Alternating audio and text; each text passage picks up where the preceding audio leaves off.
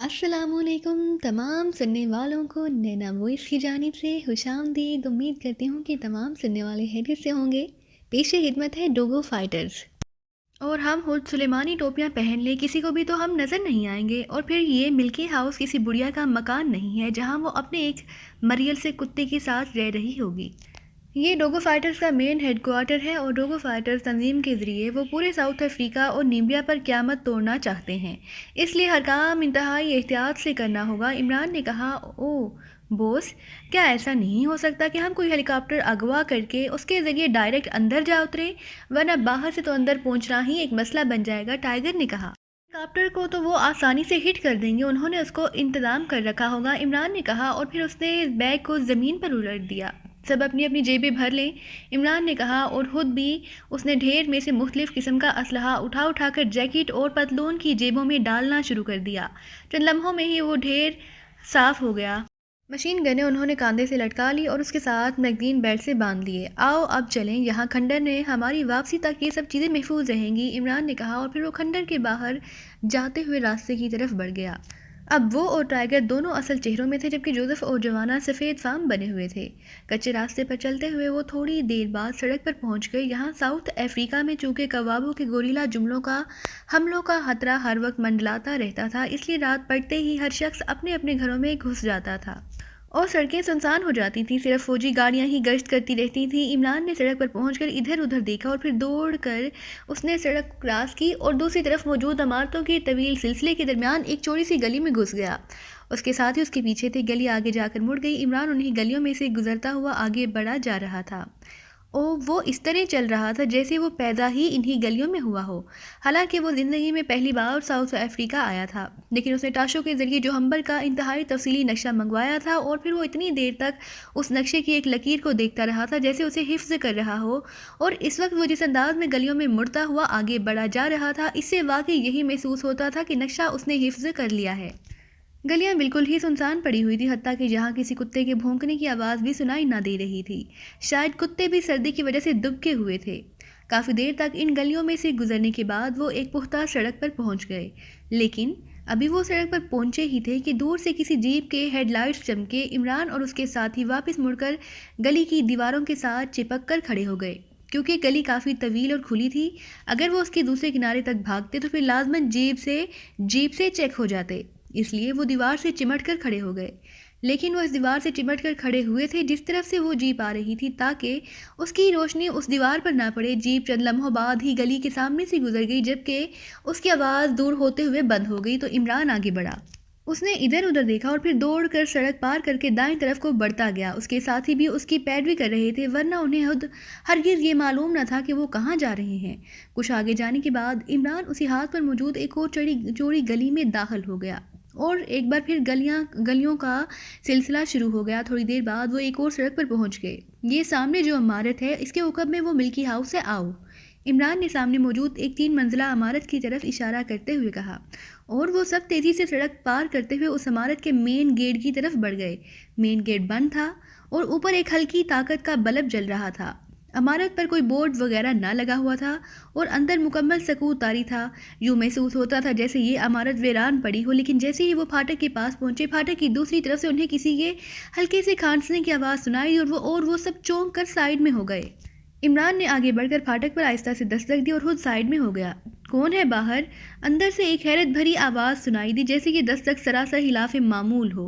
Please help me. Imran के हलक से एक सहमी हुई खौफजदा सी निस्वानी आवाज़ निकली। दूसरे लम्हे फाटक की छोटी खिड़की तेज़ी से खुली और एक लंबे तिरंगे नौजवान ने तेज़ी से बाहर की तरफ झांका। उसी लम्हे इमरान उस पर झिपटा और उसे दिखेलता हुआ अंदर ले गया। नौजवान पहले तो हैरत के मारे पीछे हटता गया, लेकिन फिर संभल कर उसने इमरान पर हाथ उठाना ही चाहा था कि इमरान ने यकलख्त उसे दोनों हाथों से पकड़कर घुमाया और पूरी कुव्वत से साइड की दीवार की तरफ इस तरह दिखेल कर प्रेस कर दिया कि उस नौजवान का चेहरा दीवार की तरफ था। इमरान का एक हाथ उसके सर पर जमा हुआ था, जबकि दूसरे से उसने उसकी पुश्त पर दबाव डाल रखा था।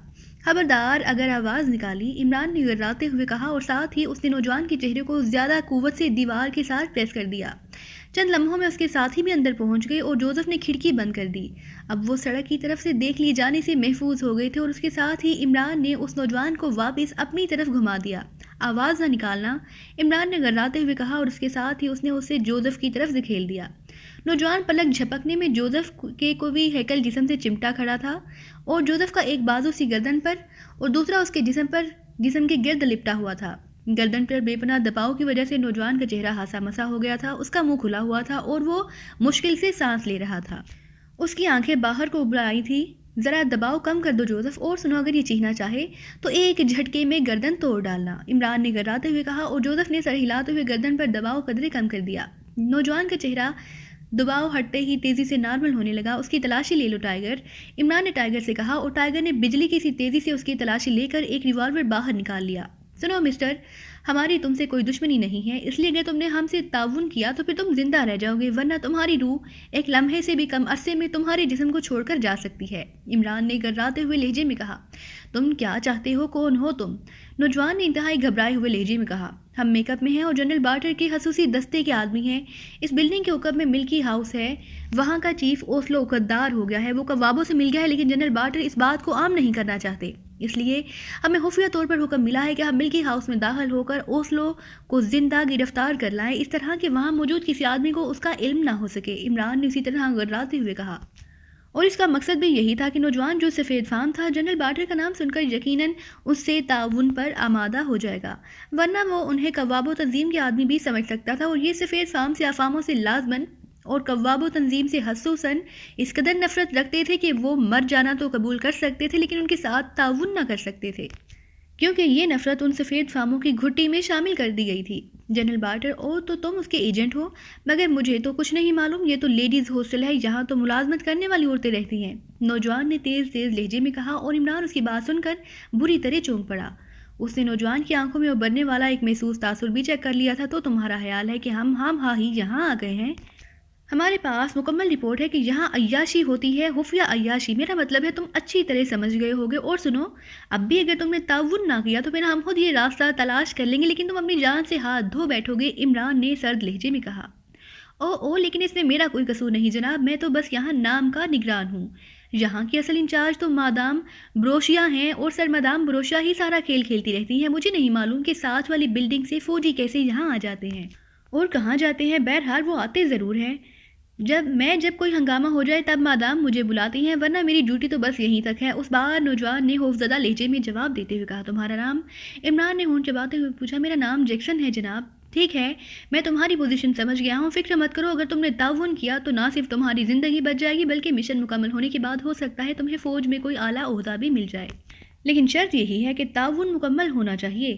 عمران نے اسی طرح سرد لہجے میں کہا، بالکل ٹھیک ہے جناب، میں تعاون کروں گا جناب، میں تو خود یہاں کے ماحول سے تنگ آ گیا ہوں، جب سے ساتھ والی عمارت میں فوجی آئے ہیں یہاں کا سارا ماحول ہی خراب ہو گیا ہے۔ جیکسن نے کہا، اس وقت بھی وہ لازماً کمروں میں موجود ہوں گے؟ عمران نے کہا، نوجوان کچھ کہتا رہ گیا۔ بولو اور سنو، آخری بار یہ بات دہرا رہا ہوں کہ سچ بات کرو۔ عمران کا لہجہ یکلخت بے حد سرد ہو گیا۔ جناب، سب سے اوپر والی منزل میں کمرے اسی مقصد کے لیے مادام نے ریزرو کر رکھے ہیں، یہ لوگ اوپر آ جاتے ہیں اور پھر نیچے سے عورتیں منگوا لیتے ہیں، بھاری معاوضہ دیتے ہیں، اس لیے عورتیں خوشی سے چلی جاتی ہیں۔ ویسے جناب، اس وقت تو مادام بروشیا بھی مصروف ہے، اس کا خاص دوست میکال آیا ہے، اور سر سنا ہے کہ میکاسی سیکنڈ چیف ہے، نوجوان نے کھل کر بات کرتے ہوئے کہا۔ ہاں، مادام بروشیا کا کمرہ کدھر ہے؟ عمران نے کہا، جی پہلی منزل، اس نے یہاں کا سب سے بڑا کمرہ لے رکھا ہے، نوجوان نے جواب دیا۔ خاموشی سے ہمارے ساتھ چلو اور صرف دور سے وہ کمرہ دکھا دو، اس کے بعد تم ہماری طرف سے فارغ ہو جاؤ گے، عمران نے کہا۔ ٹھیک ہے جناب، آئیے، نوجوان نے کہا، اور عمران کے اشارے پر جوزف نے جھٹکا دے کر نوجوان کو آگے دھکیل دیا، لیکن اب عمران سمیت سب نے ریوالور ہاتھ میں پکڑ لیے تھے۔ نوجوان درمیانی جگہ سے آگے بڑھ کر دائیں طرف جانے والے ایک طویل برآمدے میں داخل ہو گیا۔ برآمدے میں کمروں کے دروازے ایک قطار کی صورت میں تھے، لیکن تمام دروازے بند تھے۔ نوجوان بڑے محتاط انداز میں چل رہا تھا، سب سے آخر میں ایک دروازہ تھا، نوجوان اس دروازے سے پہلے رک گیا، اس نے ہاتھ سے اس دروازے کی طرف اشارہ کیا ہے۔ ٹھیک ہے، تم واپس جاؤ، میرا ایک ساتھی تمہارے ساتھ رہے گا تاکہ تم ہماری طرف سے فارغ رہو، عمران نے آہستہ سے کہا، اور ساتھ ہی اس نے ٹائیگر کو اشارہ کیا۔ ٹائیگر اس نوجوان کا بازو پکڑے واپس مڑ گیا۔ جب وہ دونوں برآمدے سے نکل کر ان کی نظروں سے غائب ہو گئے تو عمران آہستہ آہستہ دروازے کی طرف بڑھنے لگا، جوانا اور جوزف بھی اس کے پیچھے تھے۔ عمران نے آہستہ سے دروازے پر دستک دی، لیکن ایک بار دو بار دستک دینے کے بعد اندر سے ایک نیند میں ڈوبی ہوئی نسوانی آواز سنائی دی۔ کون ہے؟ بولنے والی بڑے محتاط انداز میں دروازے کے پیچھے سے بات کر رہی تھی۔ مادام، میں جیکسن ہوں، ایک بڑا ٹیڑھا مسئلہ پیدا ہو گیا ہے، آپ فوراً باہر آ جائیں۔ اوہ کیا بات ہے؟ اندر سے اس بار قدرے مطمئن لہجے میں کہا گیا، اور اس کے ساتھ ہی آہستگی سے دروازہ کھلا اور ایک نوجوان لیکن بھرپور جسم والی عورت باہر آ گئی۔ اس کے جسم پر سلیپنگ گاؤن موجود تھا۔ جیسے ہی وہ باہر آئی، عمران یکلخت اس پر جھپٹا۔ ایک لمحے کے لیے اس عورت کی پشت عمران کی طرف ہوئی، دوسرے لمحے وہ بغیر کوئی آواز نکالے عمران کے ہاتھوں میں جھول گئی۔ عمران کا ایک ہاتھ اس کے منہ پر موجود تھا، جبکہ دوسرا ہاتھ اس کی کمر کے گرد تھا۔ منہ پر موجود ہاتھ کو محسوس انداز میں جھٹکا دے کر اسے بے ہوش کر دیا گیا۔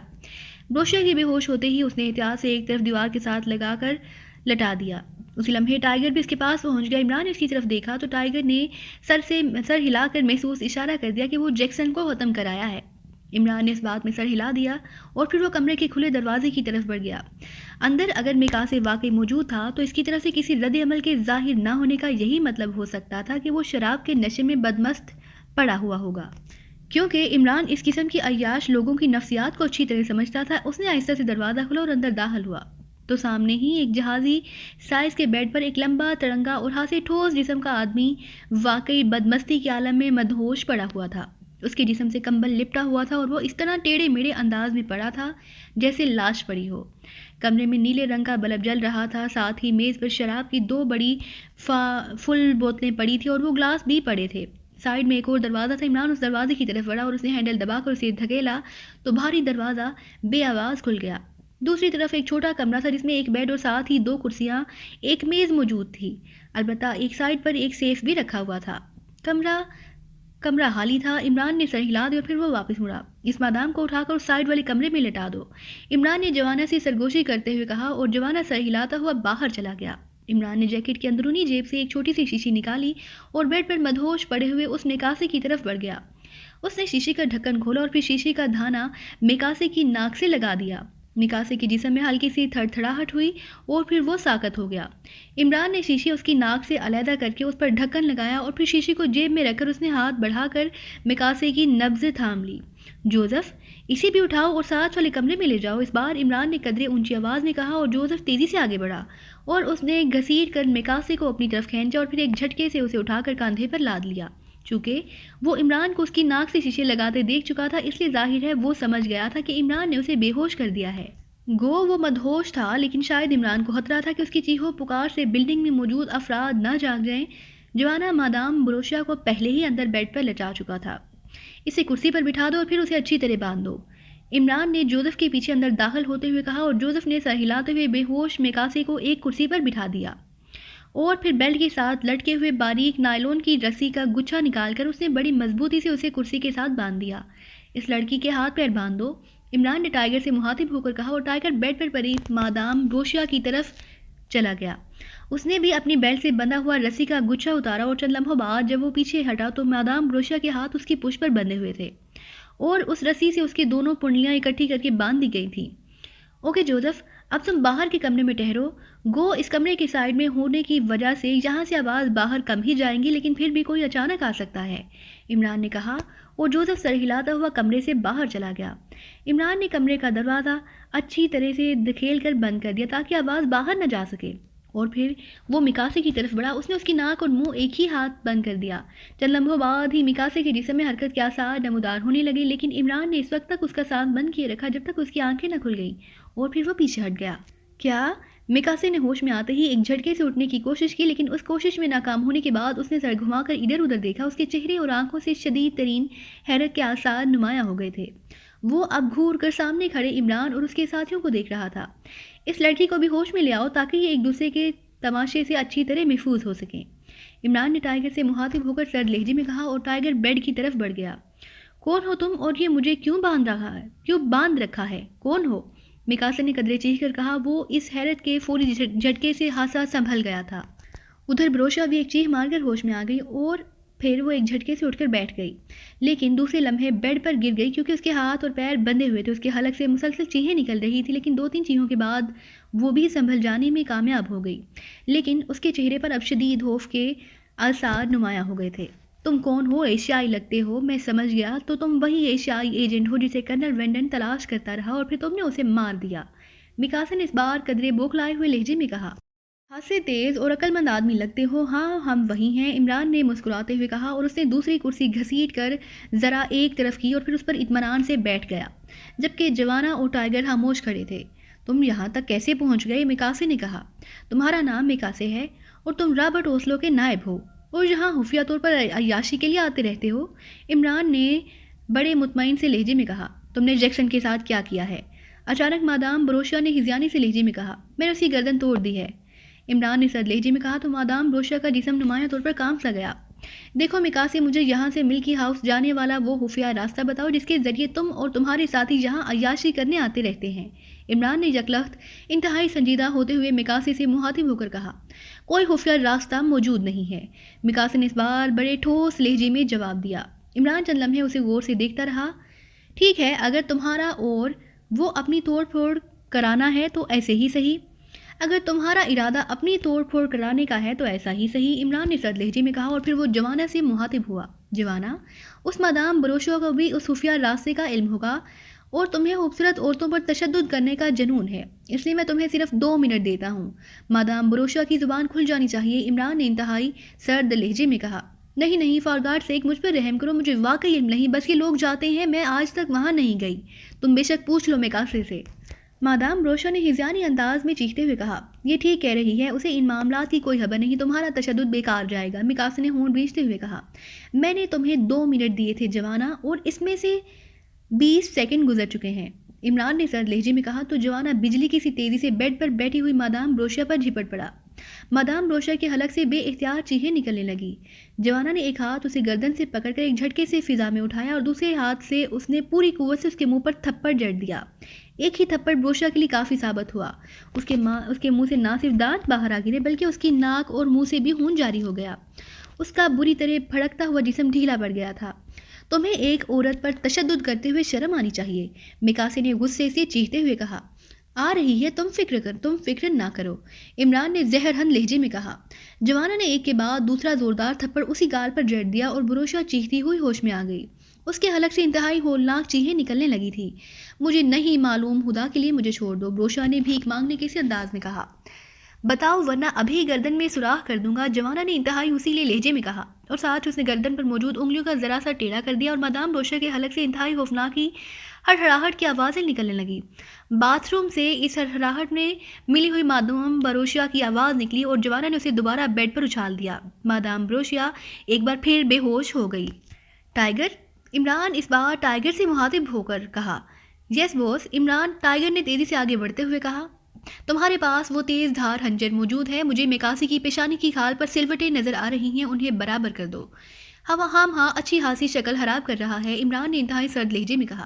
یس بوس، ٹائیگر نے جواب دیا اور پھر اس نے ایک لمحے میں جیب سے ایک باریک مگر انتہائی تیز دھار خنجر نکالا اور میکاسے کی طرف بڑھ گیا۔ رک جاؤ، میں نے دیکھ لیا ہے کہ تم انتہائی سفاک آدمی ہو، اگر تم بندھی ہوئی عورت کے ساتھ ایسا سلوک کر سکتے ہو تو میرا تو اس سے برا حشر کرو گے، اور ویسے بھی تمہیں راستہ تو معلوم ہی ہو گیا ہے، باقی تفصیل میں بتا دیتا ہوں، میکاسے نے ہونٹ چباتے ہوئے کہا، اور عمران نے ہاتھ اٹھا کر اس کی طرف بڑھتے ہوئے ٹائیگر کو روک دیا۔ اب بولنا شروع کر دو ورنہ تمہارے تو سارے جسم پر شکنے ہیں اور یہ ساری شکنے ٹائیگر کو چھیلنی پڑیں گی، عمران نے اسی طرح سرد لہجے میں کہا۔ باتھ روم میں ایک وارڈروب ہے، اس کو دائیں طرف ہٹاؤ تو ایک سرنگ نما راستہ بن جاتا ہے جو سیدھا ملکی ہاؤس کے رہائشی حصے میں اس کمرے میں جا نکلتا ہے جو میرا کمرہ ہے، میکاسے نے کہا۔ کیا رابرٹ اور اوسلو کو بھی اس کی خبر ہے؟ عمران نے کہا۔ نہیں، یہ ملکی ہاؤس میں نے بنوایا ہے اور یہ راستہ بھی میں نے انتہائی خفیہ طور پر اس لیے بنوایا تھا تاکہ میں اور میرے ساتھی یہاں آ سکیں۔ چیف ان معاملات میں انتہائی سخت ہے، وہ ملکی ہاؤس میں عورت کے سایہ پڑنے کا بھی مخالف ہے، اور میں اور میرے ساتھی عورتوں کے بغیر نہیں رہ سکتے، اس لیے میں نے یہ خفیہ راستہ بنوایا ہے، میکاسے نے جواب دیا۔ اوپر والی منزل میں تمہارے کتنے ساتھی موجود ہیں؟ 8۔ میرے یہ ہاتھ ساتھی ہیں اور صرف ہم ہی یہاں آتے ہیں اور کسی کو خبر نہیں، میکاسے نے جواب دیا۔ اوسلو کی رہائش گاہ کہاں ہے؟ عمران نے پوچھا۔ اس کی رہائش گاہ علیحدہ سرخ بیرک میں ہے، وہاں انتہائی سخت پہرا ہوتا ہے، اوسلو کا خاص گروپ یہ پہرا دیتا ہے، میکاسے نے جواب دیا۔ ٹھیک ہے، شکریہ، عمران نے کہا، اور پھر اس نے بڑے سرد مہرانہ انداز میں جیب سے مشین پسٹل نکالا اور دوسرے لمحے 2 دھماکوں کے ساتھ ہی میکاسے کے حلق سے چیخ نکلی اور وہ اسی طرح بندھے بندھے تڑپنے لگا۔ لیکن زیادہ سے زیادہ چند لمحے تڑپنے کے بعد وہ ساکت ہو گیا۔ عیاش آدمی کا یہی انجام ہونا چاہیے، عمران نے گراتے ہوئے کہا اور کرسی سے اٹھ کھڑا ہوا۔ اس لڑکی کے منہ میں رومال ٹھونس دو، عمران نے اٹھ کر کھڑے ہوتے ہوئے ٹائیگر سے کہا۔ ٹائیگر نے خنجر جیب میں رکھا اور جلدی سے بیڈ کی طرف بڑھ گیا۔ اس نے جیب سے ایک رومال نکالا اور مادام روشا کے جبڑے ایک ہاتھ سے بھینچ کر اس نے رومال کا گولا بنا کر اس کے حلق میں ٹھونس دیا۔ عمران اس دوران دروازہ کھول کر بڑے کمرے میں پہنچ چکا تھا۔ اوپر والوں کو ٹھکانے لگانا ہے؟ جوانا نے پوچھا۔ نہیں، ان کی تعداد زیادہ ہے، اس لیے ہو سکتا ہے گڑبڑ ہو جائے اور ملکی ہاؤس والے چوکر نہ ہو جائے، عمران نے سر ہلاتے ہوئے کہا، اور پھر وہ ایک سائڈ پر بنے ہوئے باتھ روم کا دروازہ کھول کر اندر داخل ہو گیا۔ اندر ایک سائڈ پر واقعی الماری موجود تھی۔ عمران نے اسے بائیں طرف سے دھکیلا تو وہ تیزی سے دائیں طرف کو اس طرح پھسل کر آگے بڑھ گئی جیسے اس کے پیندے میں پہیے لگے ہوں۔ الماری جس جگہ سے ہٹی تھی وہاں واقعی ایک سرنگ نما راستہ ڈہلوانی انداز میں جا رہا تھا۔ عمران سر ہلاتا ہوا اس ڈہلوان پر اتر کر آگے بڑھنے لگا، اس کے ساتھ ہی اس کے پیچھے تھے۔ سرنگ زیادہ چوڑی نہ تھی، اس لیے وہ ایک ایک کر کے آگے بڑھ رہے تھے۔ سرنگ میں گہرا اندھیرا بھی تھا اور پھسلن بھی تھی۔ اس کا واضح مطلب تھا کہ وہاں ہوا کی آمد و رفت کا کوئی انتظام نہ رکھا گیا تھا، لیکن چونکہ سرنگ زیادہ طویل نہ تھی اس لیے اسے آسانی سے کراس کیا جا سکتا تھا۔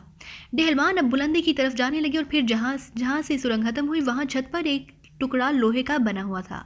اس ٹکڑے کو دیکھتے ہی عمران سمجھ گیا یہاں کوئی لوہے کی الماری رکھی ہوئی ہے۔ یہ نظر آنے والی چھت دراصل لوہے کی الماری کا نچلا حصہ ہے۔ عمران نے درمیان میں ہاتھ رکھ کر اسے ایک جھٹکے سے دائیں طرف دھکیلنے کی کوشش کی، لیکن وہ ذرا سا بھی نہ ہلا، لیکن جب عمران نے اسے بائیں طرف دھکیلا تو وہ تیزی سے کھسکتی ہوئی آگے عام چھت میں غائب ہو گئی۔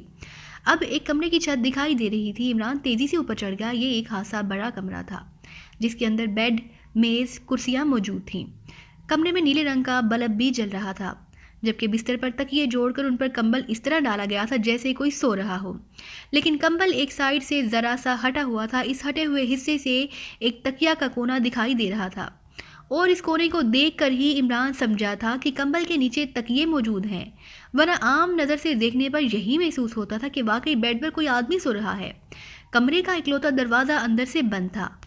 جب سب ساتھی سرنگ سے کمرے میں آ گئی تو عمران تیزی سے بند دروازے کی طرف بڑھا اور اس نے دروازہ کھول کر باہر جھانکا تو یہ ایک طویل راہداری تھی جس کا اختتام ایک برآمدے پر ہو رہا تھا۔ برآمدے کے باہر خاصا بڑا میدان نظر آ رہا تھا جس کی دوسری طرف بھی بیرکیں بنی ہوئی تھی۔ اس راہداری میں کمروں کے دروازے ایک قطار میں بنے ہوئے تھے۔ عمران راہداری میں آیا اور پھر وہ احتیاط سے چلتے ہوئے آگے بڑھتے چلے گیا۔ برآمدے کے قریب پہنچ کر عمران رکا اور اس نے سر باہر نکال کر جھانکا تو اسے برآمدے کی ایک سائڈ میں ایک فوجی نظر آیا جس نے مشین گن دیوار کے ساتھ لگا رکھی تھی اور خود دیوار کے ساتھ پشت لگا کر بیٹھا اونگ رہا تھا۔ سنو جوانا اور ٹائیگر، تم دونوں جاؤ، ٹائیگر اس کی مشین گن اٹھائے گا اور جوانا اس کا منہ بند کر کے اسے اٹھا کر لے جائے گا۔ اس طرح اسے اٹھائے ہوئے بروشا کے کمرے میں جاؤ اور پھر اس سے معلوم کر کے آؤ کہ انہیں اسلحہ خانہ کس طرف ہے۔ پوری تفصیل معلوم کر کے آؤ مگر زیادہ دیر نہ لگانا۔ عمران نے سرگوشی کے انداز میں جوانا اور ٹائیگر سے کہا۔ ٹائیگر اور جوانا سر ہلاتے ہوئے بڑے محتاط انداز میں آگے بڑھنے لگے۔ وہ دیوار کے ساتھ لگ کر چل رہے تھے۔ جوانا آگے تھا اور ٹائیگر پیچھے۔ وہ شخص بیٹھا اونگ رہا تھا لیکن شاید پوری طرح احتیاط کے باوجود اسے آہٹ محسوس ہو گئی تھی۔ اسے چونک کر آنکھیں کھولی ہی تھی کہ جوانا کسی بھوکے درندے کی طرح اس پر جھپٹ پڑا۔ اس کا ایک ہاتھ اس کے منہ پر اور دوسرا اس کی گردن پر جم گیا۔ دوسرے لمحے وہ آدمی ہوا میں اٹھتا گیا۔ اس نے تڑپ کر جوانا کی سینے اور پیٹ پر لاتیں مارنا شروع کر دی۔ وہ دونوں ہاتھوں سے اس کی پسلیوں پر مکے برسانے لگا لیکن جوانا نے گردن پر دباؤ بڑھا دیا اور چند لمحوں بعد ہی اس کا جسم ڈھیلا پڑ گیا۔ جوانا اسے اسی طرح اٹھائے تیزی سے راہداری میں آیا اور پھر احتیاط سے چلتا ہوا واپس پہلے والے کمرے میں آ گیا۔ ٹائیگر نے اس کی مشین گن اٹھا لی تھی، اب وہ بھی اس کے پیچھے جا رہا تھا۔ عمران نے جوزف کو اپنے پیچھے آنے کا اشارہ کیا اور پھر وہ سب اس پہلے والے کمرے میں پہنچ گئے۔ جوانا اور ٹائیگر اس آدمی کو اٹھائے سرنگ میں داخل ہو چکے تھے کیونکہ سرنگ کا دھانا اسی طرح کھلا ہوا تھا۔ عمران اور جوزف اس کمرے میں پہنچ کر رک گئے۔ عمران کے چہرے پر گہری سنجیدگی طاری تھی۔ اسے معلوم تھا کہ وہ اس وقت ایسی خطرناک جگہ پر موجود ہے جہاں کسی بھی لمحے یقینی موت ان پر جھپٹ سکتی ہے۔ ایک لحاظ سے وہ دوبارہ کے ڈھر پر بیٹھے ہوئے تھے، جیسے ایک معمولی سی چنگاری بھی بلاسٹ کر سکتی تھی، اس لیے وہ حد سے زیادہ احتیاط کر رہا تھا۔ وہ اگر چاہتا تو اس کمرے میں ہی اس آدمی سے پوچھ گچھ کر سکتا تھا، لیکن اسے معلوم تھا کہ پوری بیرک میں بے شمار کمرے ہیں اور ذرا سی آواز نکلنے پر کوئی جاگ سکتا ہے۔ ظاہر ہے پھر تو ایک لحاظ سے پوری رجمنٹ ان کے مقابلے پر اتر آئی، اور رجمنٹ بھی ایسی جسے باقاعدہ ایسے کاموں کی تربیت دی گئی ہے، اس لیے اس نے اس آدمی سے پوچھ گچھ کے لیے جوانا اور ٹائیگر کو واپس بروشا کے کمرے میں بھجوا دیا تھا۔ چونکہ اس وقت پچھلی رات تھی پچھلی رات تھی اور سردی اپنے عروج پر تھی، اس لیے کمرے میں سوتے ہوئے لوگ پوری طرح مدہوش تھے، لیکن عمران بہرحال جانتا تھا اس قسم کے لوگ بے حد بیدار نیند سوتے ہیں۔ تھوڑی دیر بعد سرنگ میں سے جوانا اور ٹائیگر واپس آئے تو وہ آدمی ان کے ساتھ نہ تھا۔ میں نے اسے ختم کر دیا ہے، وہ ضرورت سے زیادہ چیخنے لگا تھا اور وہ لڑکی بھی ہوش میں آ گئی تھی۔ میں نے اس کی بھی گردن توڑ ڈالی ہے، جوانا نے آتے ہی کہا۔ میں نے تمہیں جس کام کے لیے بھیجا تھا اس کی رپورٹ دو، عمران نے سخت لہجے میں کہا۔ یس ماسٹر، اس آدمی نے بتایا ہے کہ سرخ بیرک کے ساتھ ایک زرد رنگ کی عمارت ہے، اس کے اندر تہخانے میں اسلحے کا بہت بڑا سٹور ہے، جوانا نے کہا اور عمران نے سر ہلا دیا۔